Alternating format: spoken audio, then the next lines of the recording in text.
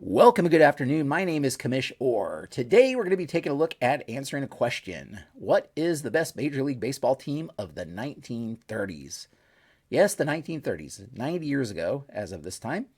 It's a little project that I've started using season ticket baseball. Of course, it'd be easy enough to just, well, not easy, but it'd be one avenue to take a look at things, just take a look at the stats, trying to compare teams and that kind of thing from different eras to see which team is the best. And that's one way of doing it, but it's a lot more fun to try to play things out and see what would happen if these top teams actually played against each other, and just to see who came out on top. So that's what I've been doing. I started a tournament with the top five American League and top five National League teams of the 1930s. And I am finally to the 1930s World Series. And so that's what we're going to be taking a look at today. A little bit of a basis in how we arrived here, I guess. Let's just take a look. And this project all started when I came across this article from a few years ago called "The Best MLB Teams of All Time According to ELO." Now, you may be wondering, what is ELO if you've never heard of it? Well, ELO is a calculation that it creates a rating for each team and kind of tracks those teams game by game, if you will. So if we look here, how it's calculated, this is for NBA, but it's calculated for Major League Baseball as well. And it takes into things such as home field advantage, margin of victory. There is a year-to-year carryover. Um, it takes into account the standings for each team, or the strength of each team playing, and that kind of thing. And so every game, the winner of the game gets these ELO points, and the loser loses ELO points. And so what happens is, at the end of a season in Major League Baseball, you get an ELO rating for that particular team. And again, there's a little bit of a carryover, but it's mostly determined by how that season has gone, and not just their win-loss record, but how they've performed against different teams and their margin of victory and that kind of thing. So, seeing this article, which is an article from 2016, actually, it gave an ELO rating to every team from every season from, I believe, I probably could see it here, starting in 1903. Starting in 1903 and going all the way up through 2015. So they ranked all 2,374 team seasons. And if you go here to this site, you can actually explore and search and that kind of thing. And so, if you're curious who they say is the number one team of all time, is not the 1927 Yankees, it's the 1939 Yankees, actually, with a composite ELO score of 1823. 27 Yankees come in at 1810. So, with the 1906 Cubs sandwiched in between there. So this is what I use as the basis to come up with my top five American League and top five National League teams. In my tournament bracket, I intentionally only have one team represented from each franchise. So if I didn't do that, I'd have a tournament with maybe 4 or 5 Yankees teams in the American League. And so I've chosen the best from each franchise. So really, you have 5 American League and 5 National League franchise teams, or from any particular season.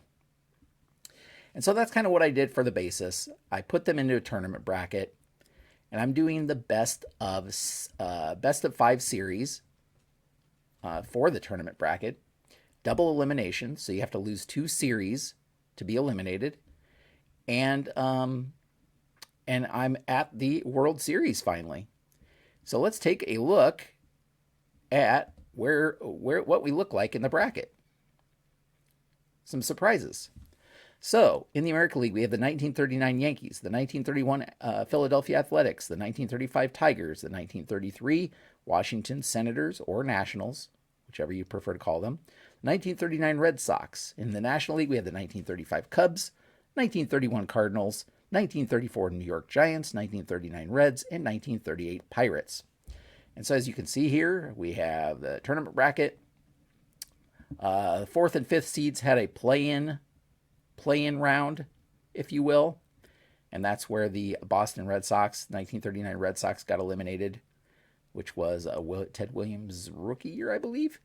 And the 1938 Pirates were eliminated in the National League, right? And then we got into the main bracket. And as you can see here, now that we've played all of the games, what we're left with is the 1931 Philadelphia Athletics and the 1931 St. Louis Cardinals, which ironically enough is a rematch of the 1931 World Series in real life. Yes, the 1939 Yankees, even though top in ELO rating, did not make it to the finals. They got swept by Washington in the first round.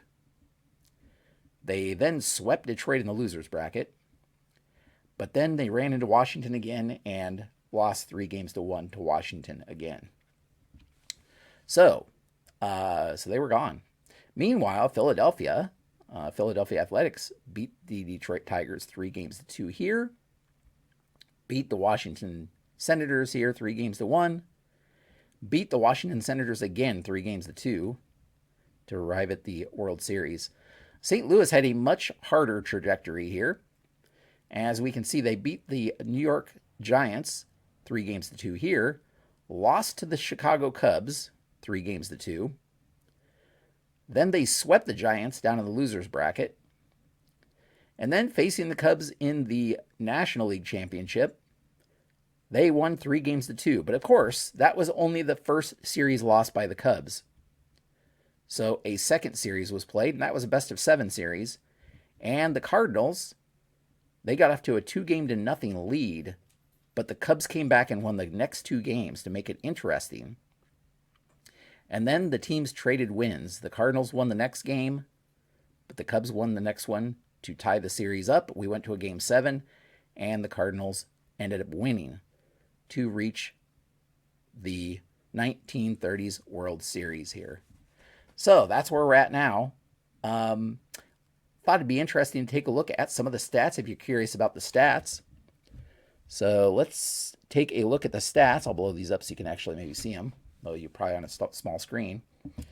We can see that, again, teams didn't play an equal number of games because we're in a tournament, but the Philadelphia Athletics were on top in the American League with a .323 batting average, way higher than any other team in terms of batting average.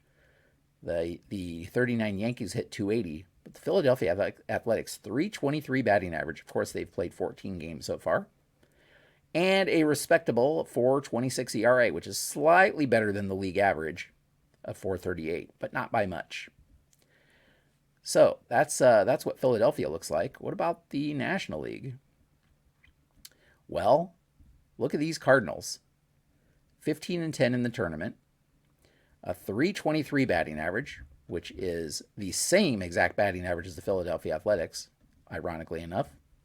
But they have a .402 ERA compared to a .440 league average. So league average is about the same, but their ERA is marginally better than the Philadelphia Athletics.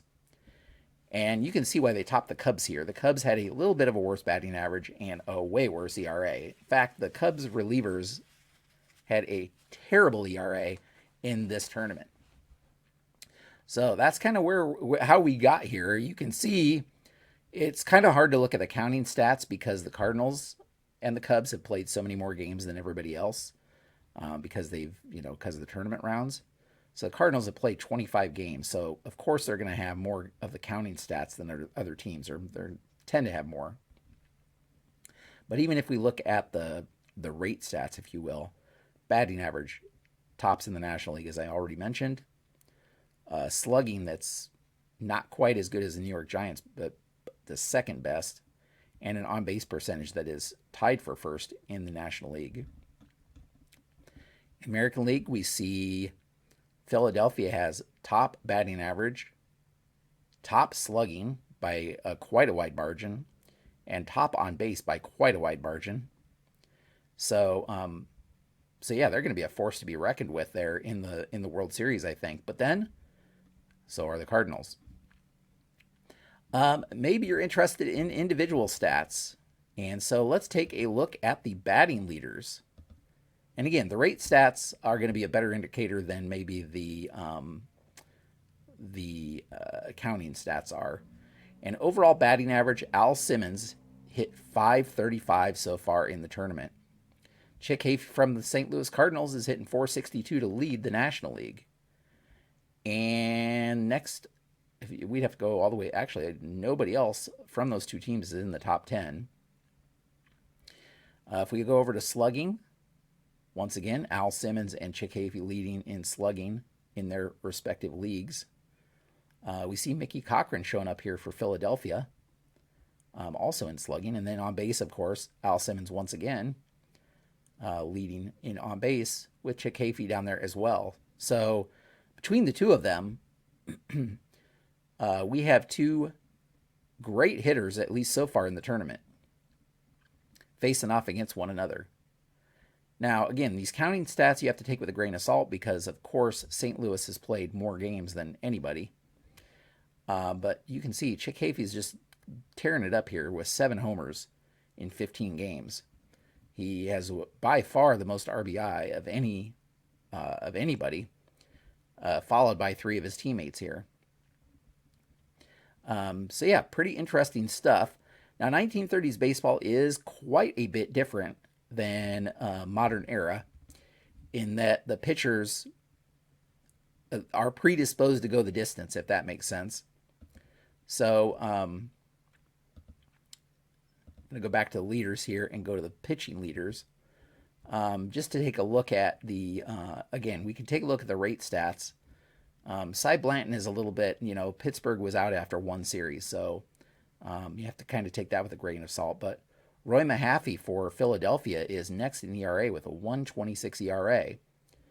And if we go down the list, Syl Johnson was the star for St. Louis. He's not one of their top two or three starters. I think he was a number 4 starter, but he's just been amazing in that role. 3.12 ERA, which is pretty good. He's 4-0, I believe, in the tournament.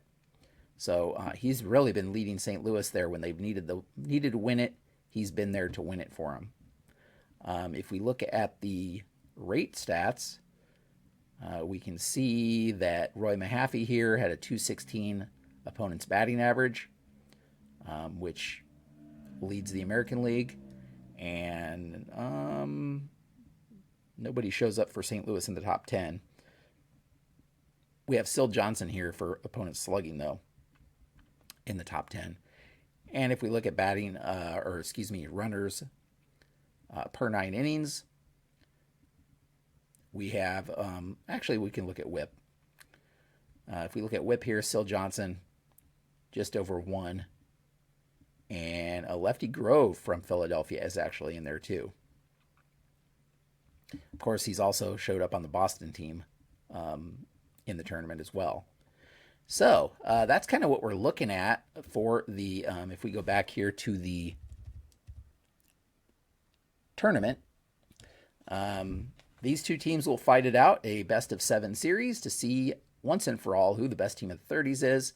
Again, I know we can argue based on real life stats and that kind of thing, but I did think it interesting that these two teams are facing off. And who won the regular 1931 World Series? Well, let's take a look.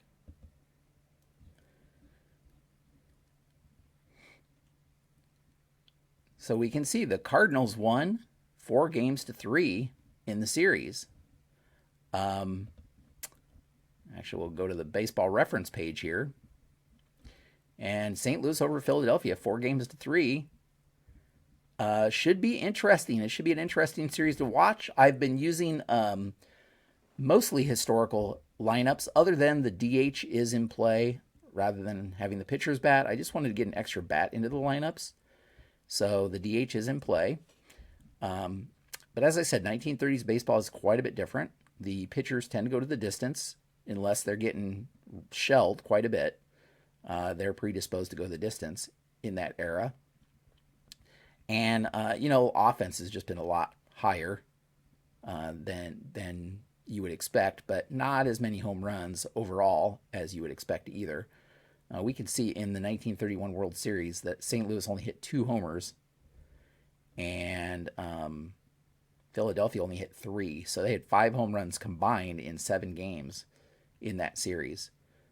So pretty interesting. It'll be interesting to see what happens. Follow along on this channel if you want to follow the action, or you can head over to baseballmaelstrom.com if you would like. If you head over to baseballmaelstrom.com, you can get to my page where I will have the results.